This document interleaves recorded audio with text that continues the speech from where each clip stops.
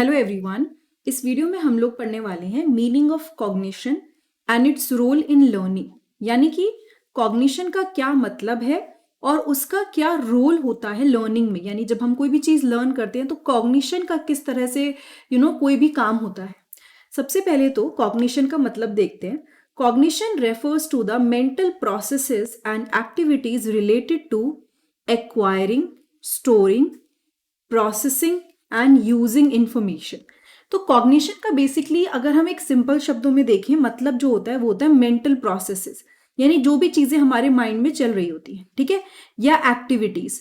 और ये सब किससे रिलेटेड है, यानी कि सपोज आपने कोई चीज सीखी, आपने कोई नॉलेज या कोई भी चीज गेन करी, दैट इज एक्वायर करना, ठीक है। फिर आप उसको अपने माइंड में रखते हो, दैट इज स्टोर करके रखना। अच्छा, अब आपको एकदम से याद आया कि कोई एक नई सिचुएशन आई, तो आपने क्या करा, उसको प्रोसेस किया, समझा और फाइनली यूज कर ली। तो ये सारी चीजें जो है, ये सारी एक्टिविटीज में आपके मेंटल प्रोसेसेस यूज होते हैं, ठीक है। And it includes various mental functions. इसमें कई सारे मेंटल फंक्शंस यूज होते हैं जिसके बारे में हम इंडिविजुअली पढ़ेंगे, जैसे कि perception, attention, memory, language, problem solving and decision making, ठीक है। अगर मैं सिंपल शब्दों में बोलूं, in simple terms, cognition involves the way in which individual think, understand and learn about the world around them। यानी कि जब आप cognition बोलते हो तो cognition कई सारे processes को दर्शाता है, जैसे कि किस तरह से कोई इंडिविजुअल सोचता है, किस तरह से चीजों को समझता है, एंड कैसे वो आसपास की दुनिया के बारे में जो भी चीजें सीखता है वो किस तरह से सीखता है। The role of cognition in learning is very important as learning itself is a cognitive process। तो जो रोल होता है cognition का वो बहुत ही important है, क्योंकि learning अपने आप में एक cognitive process है, ठीक है। अब हम लोग ये देखेंगे कि कैसे cognition और learning मतलब दोनों आपस में interrelated हैं और किस तरह से cognition का learning में रोल आता है। सबसे पहले हम बात करेंगे perception के बारे में। Cognition begin with the perception where individual interpret and make sense of information from their environment। जब भी हम कोई चीज सुनते हैं, देखते हैं या हम फील करते हैं तो हमें उसके बारे में कुछ आइडिया लगता है। तो ये बचपन से ही होना शुरू हो जाता है जब हम बहुत छोटे होते हैं। तो दैट इज कॉल्ड परसेप्शन, जब आपने आसपास की चीजों को समझ के उसके बारे में उसमें से इंफॉर्मेशन निकालना शुरू कर दिया। जैसे कि आप उसमें अपने सेंसरी इनपुट्स जो आप देख रहे हो, सुन रहे हो, फील कर रहे हो, ये सब चीजों को लेके। जैसे एक बहुत बेसिक एग्जांपल देती हूँ, कोई अगर आपसे बहुत अच्छे से बात करता है, ठीक है, तो आपको लगता है कि सामने वाला पर्सन बहुत अच्छा है। और अगर कोई आपसे बहुत रूडली बात करेगा तो आपको लगेगा कि सामने वाला पर्सन बहुत रूड है या बेकार है। तो आपने जो फील किया उसके बेसिस पे एक परसेप्शन रेडी हो गया आपके माइंड में, है ना। तो परसेप्शन केवल फीलिंग के बेस पे नहीं होता, जो हम बचपन से सीखते आए हैं, जो चीज हमने देखी। सपोज एक बच्चा है जिसको किसी बचपन में किसी डॉग ने काट लिया, ठीक है, तो वो उसको लाइफ टाइम उस चीज से शायद डर लग सकता है, या उसको कुछ टाइम तक उस डॉग से डर लगेगा, या नॉर्मल सभी डॉग से डर लगेगा। क्यों? क्योंकि उसका एक परसेप्शन बिल्ड हो गया उस डॉग को लेके कि इसने मुझे काटा था तो ये खतरनाक है या फिर इट्स डेंजरस, ठीक है। So that comes under the perception part. Now when we talk about attention, cognition involve focusing attention on specific stimuli or information. Attention is essential for learning as it helps individual filter and prioritize information, allowing them to concentrate on relevant part of a task or subject। तो जब आपको, जैसे for example अभी आप ये video देख रहे हो, ठीक है, तो आप अगर इस वीडियो को देखोगे, इधर समझोगे, सुनोगे, तो आपको चीजें आएंगी समझ में। बट अगर आप यहाँ नहीं देख के कोई और काम कर रहे होगे तो शायद नहीं आई। क्यों? क्योंकि आपकी अटेंशन यहाँ नहीं थी। तो कई बार हम क्लासेस में भी सुन रहे होते हैं टीचर्स की, और कई बार नहीं सुन रहे होते, तो वो चीज़ हमें नहीं समझ में आती बिकॉज हमने अटेंशन नहीं दी। और जब हम अटेंशन नहीं देते तो हमारा ब्रेन, हमारा माइंड वर्क नहीं करता उस हिसाब से।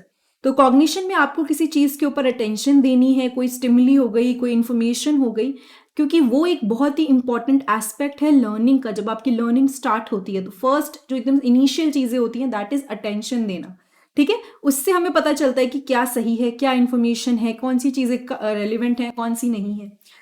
फिर आते हैं मेमोरी पे। Memory is a fundamental aspect of cognition and plays a vital role in learning. Memory क्या है? बहुत ही फंडामेंटल और बेसिक एस्पेक्ट है कॉग्निशन का, ठीक है। मतलब हम लोग क्या करते हैं ना, हम कोई भी चीज हमने पढ़ी, सपोज अभी मैं आपको एक एग्जाम्पल देती हूँ, मैंने आपको लर्निंग वर्ड बोला यहाँ पे, तो अब आपने लर्निंग जो आपने आज तक लर्निंग को समझा है, आपने उसको याद किया क्योंकि आपकी मेमोरी में वो चीज स्टोर है। So memory is a fundamental aspect, यानी जब हम कॉग्निशन माइंड मेंटल प्रोसेसेस की बात करते हैं उसका बहुत ही बेसिक स्टेप होता है एंड ये बहुत ही इंपॉर्टेंट है लर्निंग प्रोसेस के लिए। तो जो ये एबिलिटी होती है याद करने की, नॉलेज को अप्लाई करने की, जो हम अपने एक्सपीरियंसेस के थ्रू गेन करते हैं, ये बहुत ज़रूरी है अफेक्टिव लर्निंग के लिए। ठीक है, फिर आते हैं प्रॉब्लम सॉल्विंग पे। Cognition involve the ability to analyse and solve problems. तो कॉग्निशन में क्या होता है, हम चीज़ों को एनालाइज करते हैं एंड प्रॉब्लम्स को सॉल्व करने की कोशिश करते हैं। Problem solving skills are essential in various learning situations. तो ये जो प्रॉब्लम सॉल्विंग स्किल्स होते हैं ना, ये बहुत ज़रूरी होते हैं कई सारी लर्निंग सिचुएशंस में। ठीक है, जैसे इंडिविजुअल ने, हमने कोई चैलेंज आया हमारे सामने, ठीक है, तो हम क्या करेंगे, हम उस बारे में सोचेंगे कि क्या कर सकते हैं, क्या सही है। यहाँ पे ऐसा कुछ नहीं है कि हम बस कोई चीज याद कर रहे हैं, यहाँ पे हम अपना ब्रेन यूज कर रहे हैं। We are using our critical thinking skills, क्या सही है क्या गलत है, रीजनिंग यूज कर रहे हैं। तो प्रॉब्लम सॉल्विंग में हमारा जो कॉग्निटिव प्रोसेस है वो काफी एक्टिव होता है। कॉग्निशन यहाँ पे मतलब हम यूज कर रहे हैं चीजों को एनालाइज करने के लिए, सॉल्व करने के लिए। फिर आता है decision making. Learning often involves making decisions based on available information. Learning में क्या होता है, हम लोग डिसीजंस लेते हैं जो भी इंफॉर्मेशन हमारे पास है उसके बेसिस पर। सपोज बहुत बेसिक एग्जांपल देती हूँ, ठीक है, किसी को फोन लेना है, ठीक है, अब उसके पास 3 ऑप्शन है, अब वो सोच रहा है कि कौन सा लें। तो यहाँ पे क्या होगा, वो अब कॉग्निटिव प्रोसेसेस में, डिसीजन मेकिंग प्रोसेस में हर चीज को सोचेगा, जैसे कि क्या प्रोज हैं, क्या कॉन्स हैं, ठीक है, क्या क्या ऑप्शंस हैं, और सबसे बेस्ट जो होगा उसमें से वो चूज करेगा। तो यहाँ पे डिसीजन मेकिंग, हमारा जो कॉग्निशन है वो बहुत इंपॉर्टेंट हो गया और इस प्रोसेस में इसने हेल्प करी। फिर आते हैं मेटा कॉग्निशन। ये बहुत ही इंपॉर्टेंट एस्पेक्ट है, इसको डिटेल में भी पढ़ाया जाता है। सो बेसिकली जब हम बात करते हैं मेटा कॉग्निशन की, it is about thinking our own thinking process. मतलब हम अपने थिंकिंग प्रोसेस के बारे में सोच रहे हैं। फॉर एग्जाम्पल हम कोई चीज सोचते हैं, ठीक है, अब हम जैसे कहते हैं ना कि ये थोड़ा सा आप कह सकते हो ये डीप लेवल का है, यानी कि जो भी हमारे साथ हो रहा है, जो भी चीज हम डिसीजन ले रहे हैं, जो भी चीजें हम जिस तरह से सोच रहे हैं, हम उसको ही एनालाइज करते हैं। So that is called the metacognition.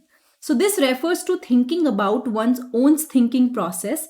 Metacognition involve awareness and control of cognitive processes such as planning, monitoring and evaluating learning strategies। काफी बड़ा टॉपिक है, शॉर्ट में दिया गया है क्योंकि कॉन्सेप्ट ऐसा है, बट यहाँ पर हम डील करते हैं अपने कॉग्निटिव प्रोसेसेस, हमारे प्लानिंग के साथ, मॉनिटरिंग करना, हम लर्निंग स्ट्रैटेजीज को इवेल्युएट करते हैं, क्या सही है क्या गलत है। एंड हमेशा क्या होता है ना, जब अच्छे लर्नर्स जो होते हैं, फॉर एग्जाम्पल बहुत बेसिक एग्जाम्पल देती हूँ, जैसे अगर आप ये सोचो कि आप अपने बारे में सोचो, आप एनालाइज करो कि मैं कोई चीज रीड करता हूं तो मुझे याद नहीं होती है, लेकिन मैं कोई चीज लर्न करता हूं और लिख के देखता हूं और सुनता हूं या वीडियो देखता हूं तो मुझे याद होती है। तो यहां पे क्या हुआ, आपने अपने ही थिंकिंग प्रोसेस का या अपने ही जो आपका स्टडी के प्रोसेस है उसको सोचा, तो that is an example of metacognition. And जैसे अब इसमें एक लाइन है कि अफेक्टिव लर्नर्स, यानी कि जो लर्नर्स अच्छी लर्निंग करते हैं वो जनरली मेटाकॉग्निटिव स्ट्रैटेजीज यूज करते हैं। कैसे, वो अपनी ही अंडरस्टैंडिंग के बारे में सोचते हैं, उन्हें पता होता है कि हम किस तरह के लर्नर हैं, हमारा लर्निंग स्टाइल क्या है, हमें क्या चीज सूट करती है, and that helps them to retain the information. इसकी वजह से वो इंफॉर्मेशन रिटेन कर पाते हैं। सो मेटाकॉग्निशन इज समथिंग जब आप अपनी ही थिंकिंग प्रोसेस को एनालाइज कर रहे हो, समझ रहे हो या उसके बारे में सोच रहे हो। सो नाउ अब आपको समझ में आया होगा कि कॉग्निशन क्या होता है एंड इसका लर्निंग में क्या इंपॉर्टेंट रोल होता है, किस तरह से it is link to learning process. अगर ये वीडियो अच्छी लगी तो प्लीज चैनल को सब्सक्राइब करिएगा, वेबसाइट जरूर विजिट कीजिएगा, कोई डाउट है तो कमेंट सेक्शन में पूछ सकते हैं, एंड प्लेलिस्ट सेक्शन जरूर विजिट करिएगा, वहाँ पे बहुत सारे डिफरेंट सब्जेक्ट्स की इंडिविजुअल प्लेलिस्ट हैं जो आपको काफ़ी यूजफुल, आपके लिए काफ़ी यूजफुल रहेगी। बाकी वीडियो अच्छी लगी तो फटाफट से चैनल को सब्सक्राइब कर लीजिए। Thank you so much.